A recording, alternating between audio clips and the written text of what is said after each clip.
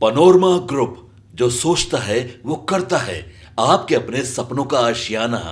बिहार सरकार के पूर्व मंत्री रहे श्याम रजक आज जनता दल यूनाइटेड ज्वाइन करने जा रहे हैं। एक बार फिर श्याम रजक नीतीश कुमार के साथ जा रहे हैं और आरजेडी से उन्होंने इस्तीफा दिया था। श्याम रजक ने बहुत शायराना अंदाज में इस्तीफा दिया था। नमस्कार, आप देख रहे हैं सिटी पोस्ट और मैं हूं अभिषेक मिश्रा। देखिए, आरजेडी के कद्दावर नेता रहे, बिहार सरकार के पूर्व मंत्री रहे श्याम रजक आज जनता दल यूनाइटेड ज्वाइन करने जा रहे हैं। एक बार फिर श्याम रजक नीतीश कुमार के साथ जा रहे हैं और आरजेडी से उन्होंने इस्तीफा दिया था। श्याम रजक ने बहुत शायराना अंदाज में इस्तीफा दिया था। उन्होंने लिखा था अपने इस्तीफे में कि मैं शतरंज का शौकीन नहीं था, वो मोहरे चलते रहे, मैं रिश्ते निभाता रहा।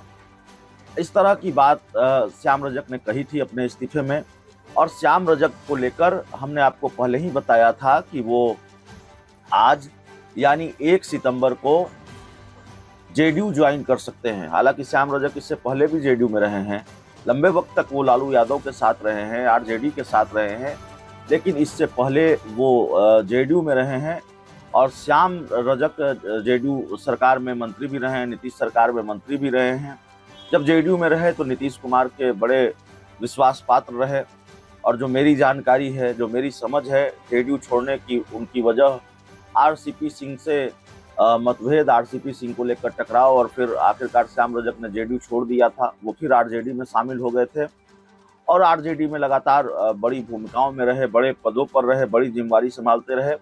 लेकिन श्याम रजक को लेकर जो चर्चा थी, वो चर्चा ये थी कि श्याम रजक को एक तरह से किनारे ही किया गया है। श्याम रजक बहुत सक्रिय आरजेडी में नहीं हैं, बहुत दुखी भी हैं। और चर्चा यह भी थी कि उनको फुलवाड़ी से विधानसभा चुनाव का टिकट मिलेगा, नहीं मिला।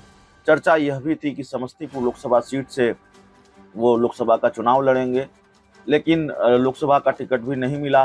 तो श्याम रजक नाराज थे आरजेडी से।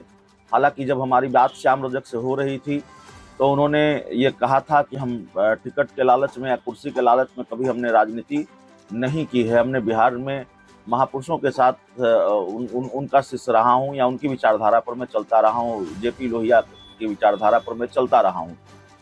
तो खैर, श्याम रजक आज जनता दल यूनाइटेड ज्वाइन कर रहे हैं और जेडीयू के अंदर जिस तरह की सक्रियता है, ऐसा लग रहा है कि नीतीश कुमार पूरी तरह से चुनाव के मोड में आ गए हैं।